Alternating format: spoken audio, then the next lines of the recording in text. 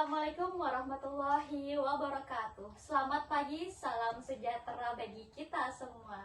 Hari ini kita mau mengadakan podcast dengan tema konstitusi. Jadi di sini kita mau sekaligus sharing-sharing tentang apa itu konstitusi. Terus kita bakal mengkaji tentang studi kasus yang ada di era sekarang. Oke, sebelum kita memulai sesi podcast ini, alangkah baiknya kita melakukan perkenalan terlebih dahulu. Dari aku dulu nih, aku Nahwa sebagai pendiskusi bersama rekan-rekan aku. Di sini ada Zahra dan Nihayatul sebagai tim diskusi. Dan aku Azkia sebagai penyalur sumber materi. At the starting of the week, at Summit Talks, you'll hear them speak. It's only Monday. Oke, langsung saja kita mulai sesi sharing podcast ini. Aku tuh sebenarnya masih penasaran sih tentang apa sih itu konstitusi, terus emang penting ya konstitusi itu dalam suatu negara? Jadi, teman-teman, konstitusi itu adalah hukum dasar tertulis yang posisinya paling tinggi. Nah, dia sebagai pondasi yang menumpu, ibaratnya itu seperti rumah loh. Jadi, konstitusi itu di bagian pondasinya. Dia menumpu bagian material-material di atasnya. Perannya itu sebagai otomatis sebagai aturan-aturan yang ada di Indonesia. Jadi kalau tidak ada konstitusi, ibaratnya kita itu bisa sewewenang-wewenangnya berlaku apapun itu. Misalnya kriminal tidak dibatasi, kriminal tidak dilarang, atau berbuat apapun itu secara bebas gitu loh. Kalau pendapat kalian apa sih? Berarti konstitusi ini sebagai pembatas gitu ya? Ya, sebagai pembatas. Kalau tidak ada konstitusi, berarti tidak ada juga aturan. Nah, konstitusi itu bisa disebut sebagai Undang-Undang Dasar 1945.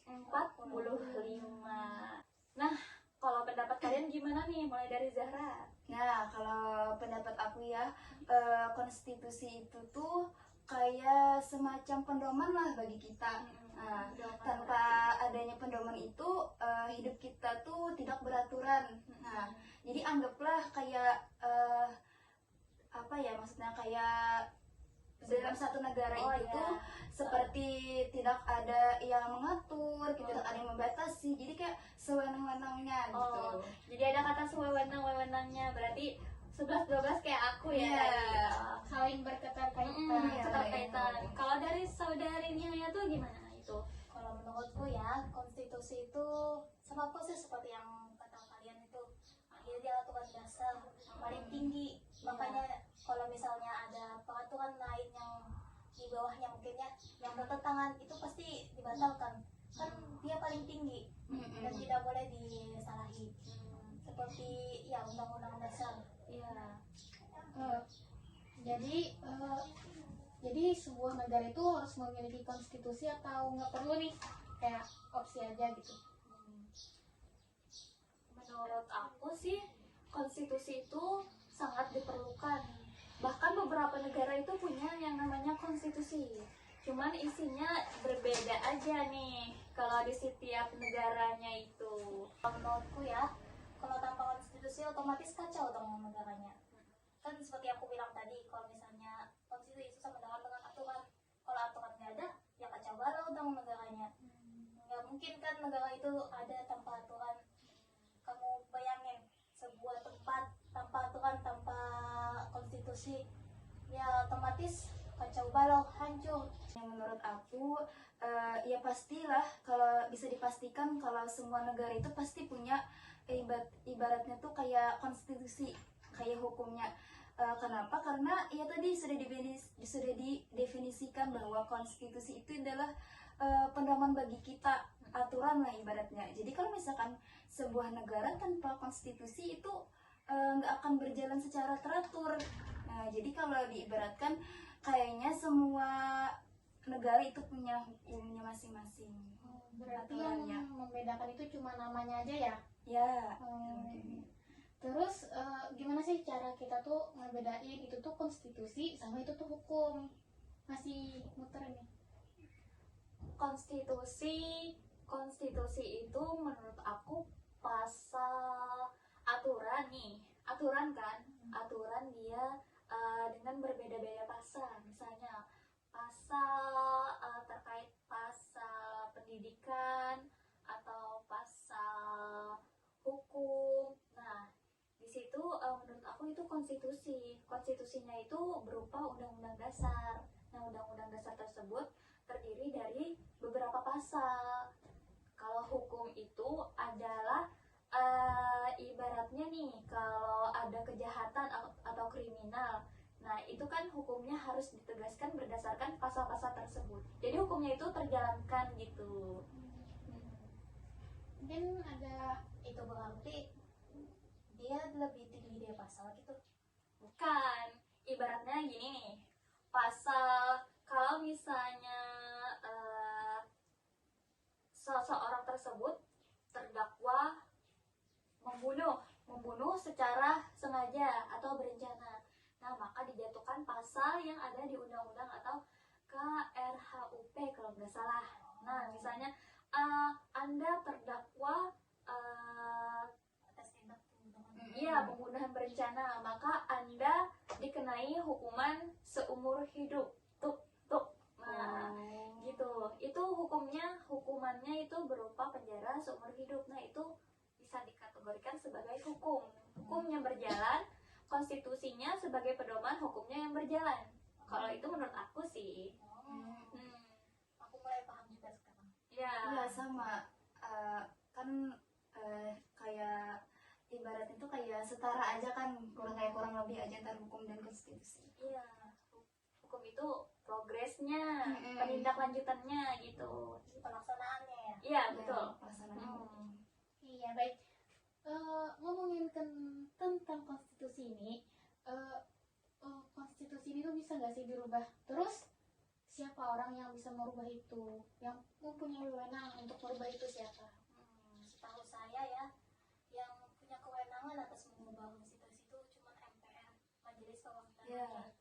setahu saya juga itu juga untuk bisa Mengubah konstitusi. ya, Oh, kira-kira itu semuanya bisa nggak ya diubah atau hanya beberapa aja?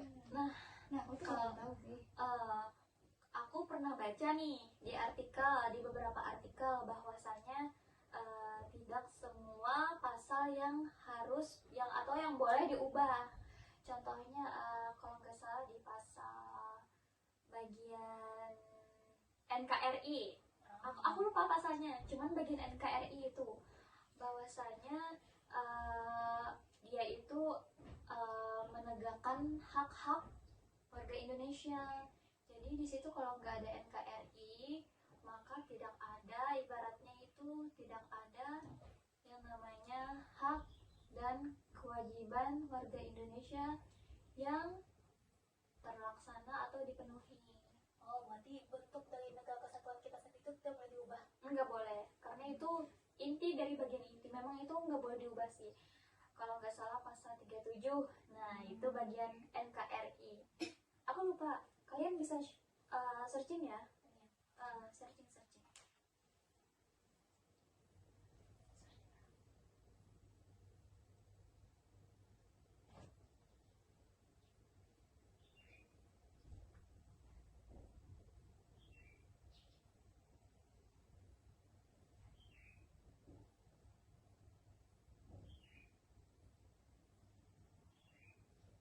Oh, ini setelah di searching ya emang benar sih, yang negara kesatuan kan yang tidak boleh diubah. Ya, apa pasal berapa? Benar kan 37? Iya betul, pasal Ya. 37 ayat 5. Coba dibacain. Aku nggak dapat sih yang aslinya. Pokoknya yang menyatakan bahwanya khusus mengenai bentuk negara kesatuan Republik Indonesia itu tidak dapat dilakukan perubahan dari segi manapun dan apapun. Kalau boleh tahu isi NKRI itu selain hak dan kewajiban warga Indonesia, apa sih? Aku lupa nih. Apa yang ada ada di dalam NKRI itu. Bentar ya, apa harus searching? Oke, kita searching ya. Iya. Kita searching semuanya. Oke. Isi NKRI itu bukan hanya tentang hak dan kewajiban, melainkan tentang bentuk negara, sistem pemerintahan, simbol negara, dan kedaulatan rakyat. Nah, hal ini tuh diatur oleh negara Indonesia. Negara kesatuan yang berbentuk Republik Indonesia adalah negara yang hukum, serta kedaulatan yang berada di tangan rakyat. Itu sih. Selain itu ada nggak pasal tahu aku kan pasal 37 yang nggak boleh dirubah karena isinya NKRI. Kalau pasal lain atau bagian undang-undang Ya ada nih, katanya pembukaan Undang-Undang 1945 juga tidak boleh diubah. pembukaannya. Pembukaannya karena katanya membuat Pancasila sebagai kaidah fundamental negara. Nah, mungkin gara-gara itu ya, jadi tidak bisa diubah. Iya. Undang-undang. Oh iya. Oke. Selain itu katanya juga sistem pemerintahan juga tidak bisa. Yang presidensial ya. Nah, iya itu. Aku juga udah searching, katanya itu nggak boleh, soalnya ini untuk mempertegas sistem pemerintahan kita agar stabilitas sistem pemerintahan kita itu tetap terjaga tanpa ada peralihan dari sistem parlementer. Iya, Parlementer. Ya, Oke. ya. Aku masih ganjil nih kalau soal kata presidensial. Presidensial itu ada sangkut pautnya nggak sama kenegaraan monarki yang dia dipimpin oleh presiden atau sebaliknya ya atau kebalik? Presidensial kalau monarki itu apa? Kerajaan. Iya, Iya, Oh, sistem kerajaan. Oh berarti presidensial itu yang Mengalir. dipimpin oleh presiden gitu. Nah, iya. Oh, iya. Kalau di negara kita kan presiden. Iya. Kalau di sana mungkin kayak sejenis rajanya lah mungkin kayak gitu. Kayak di Saudi ya. Nah, iya. Malaysia. Iya. Di Inggris masuk nggak sih? Oh iya, Iya, iya. masuk. Nah, iya itu. UK kan Mereka kan masih memakai sistem monarki ya, Mbak? Iya. ya monarki. Oke. Lalu apakah terjawab nih? Ya sudah ada mulai Ada. I- Ya, mulai ada paham-pahamnya ya.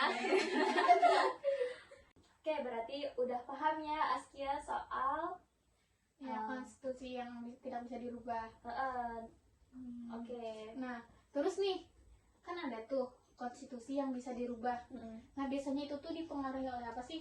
Keadaan politik kah atau keadaan masyarakat sekitar? Oh, ya tadi kan kalau nggak salah ya disebutkan oleh Zahra ya, kalau konstitusi itu banyak gitu di dunia. Nah, terus di Indonesia sendiri ini memakai sistem yang kayak gimana sih? Itu tuh udah cukup baik nggak berjalannya? Kalau menurut aku nggak menurut aku ya, memang kita sudah tahu kalau di Indonesia ini memakai sistem demokrasi, ya kan? Terus kalau menurut aku itu pakai undang-undang apa sih? Hukum dasarnya hukum Konstitusi soalnya tertulisnya ya. Iya, pakai undang-undang. Kalau misalnya menurut aku itu memang sudah pas, cuman pelaksanaannya aja yang mungkin yang kurang, ada yang kada teratur, ada yang mungkin Masih tidak ada hambatan. berjalan dengan keadaan yang sebenarnya gitu, nah yang sudah tertulis. Iya. Berarti ini konstitusinya udah oke. Cuman penjalanan Nah, atau berjalannya konstitusi tersebut ibaratnya Masih- berliku-liku. Iya, masih ada belum hambatan. lurus. Iya. Oh, berarti kendala di pelaksanaannya nih ya? Iya, Nah, pelaksanaan. Oh ya, kalau kita tarik nih ke realita, itu kan ada tuh beberapa, bukan beberapa sih, ada satu kasus yang sempat viral tuh, yaitu kasus si Nek Mina. Kalau nggak salah itu mencuri Biji kokoh koko ya? ya? Iya itu. Biji koko. Terus langsung dibawa ke pengadilan tuh gimana? Sedangkan beberapa kasus yang sangat besar itu ditanganinya cukup lama. Nenek Mina tersebut dijatuhin hukuman nggak? Iya, kalau nggak salah berapa tahun ya? Berapa ya? Ada dapat? 3 bulan. 3 bulan 14 hari. Oh, kamu tahu kasusnya nih? Ya lumayan lah baca-baca. Kalau nggak salah ya sekitar 3 bulan lamanya. Walaupun cuman di penjara ya mungkin segitu, tapi lumayan menyesakkan hati kan sih. Iya, kan kalau nggak salah itu ya karena kelaparan kan ya? Iya. Nggak sih? Iya, kadang hukum itu kalau bagi kita yang sederhana lah ibaratnya tuh kayak merasa tidak adil nggak sih? Kayak Kalau kita sandingkan dengan orang yang terdakwa dengan ibaratnya itu kesalahan yang berat seperti Korupsi. iya. Nah, itu cuman seharusnya kan itu dia sesuai dengan KHUP. Iya, KHUP sesuai bahwa itu gimana sih? Setara dengan hukum, kesalahan dengan hukumnya itu setara. Tapi ya sering terjadi tuh kayak hukum tuh kayak lebih tajam ke masyarakat yang di bawah, terus tumpul kepada yang masyarakat yang di atas tuh gimana tuh? betul Kayak banget, betul. diskriminasi nggak sih? Masuk nggak? Mungkin Tapi menurutku ya kenapa kasus Nenek Mina itu lebih cepat daripada yang yang Korupsi ya? kasus yang lebih berat itu karena kasus ini cukup kecil. Karena dia cukup kecil, otomatis lebih cepat dong namanya, lebih cepat terselesaikannya. Sedangkan kalau misalnya kasus yang cukup besar seperti korupsi, itu melibatkan kemana-mana lagi, orang penting yang lain, orang penting yang semana, nantinya itu makin ribet. Setahu kamu berapa sih hukuman terhadap Minah itu dijatuhkan? Setelah saya searching lagi ya, maaf ya sebelumnya tadi ada kesalahan. Setelah saya searching itu vonisnya itu 1 bulan 15 hari, tapi beliau dapat masa percobaan 3 bulan karena beliau mencari 3 buah kokoa. Kenapa? Cuma karena 1 buah kokok 1 bulan penjara? Iya. Oh, Maka terlalu banget ya yang melaporkan itu. iya, kayak nggak ada kemanusiaannya gitu loh. seharusnya kalau misalnya memang beliau terdakwa, setidaknya kalau si Din kan udah astagfirullah. Ya coba lanjut aja. Bapak ya. Oke, langsung aja. Biar hadap sana kan tadi. Oke. Iya, setidaknya kan kalau beliau memang terdakwa salah, karena beliau memang umurnya juga sudah lansia kan, seharusnya ada dispensasi sih. Kalau enggak juga, mending orang-orang yang dengan kesalahan yang berat itu memang harus diadili juga sesuai hukum yang berlaku. Jangan Nenek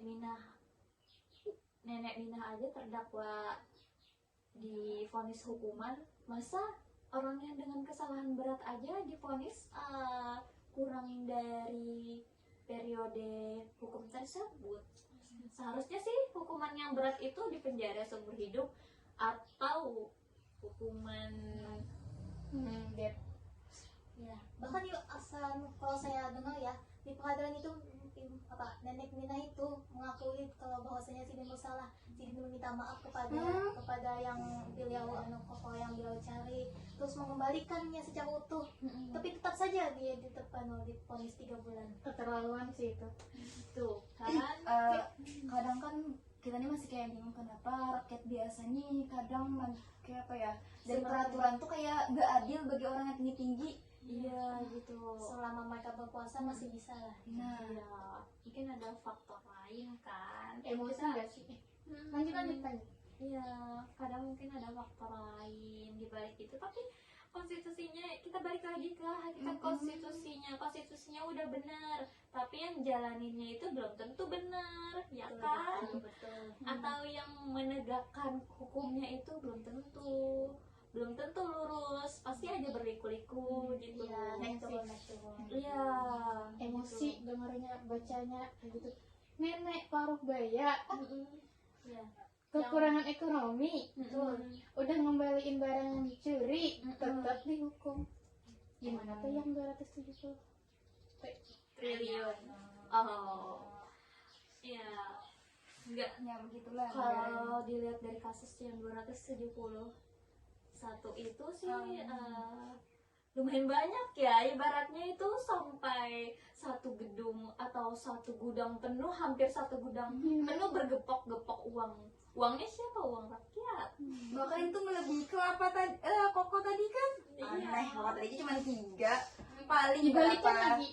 Dibalik ya. Aduh, dasar.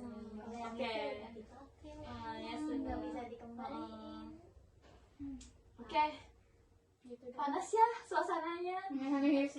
semakin pembahasannya semakin kesini semakin panas. Nggak ada minum ya? Ya, kan lagi puasa. Oh iya Oh, iya. lupa. Ya, kalau nggak salah nih aku ada baca.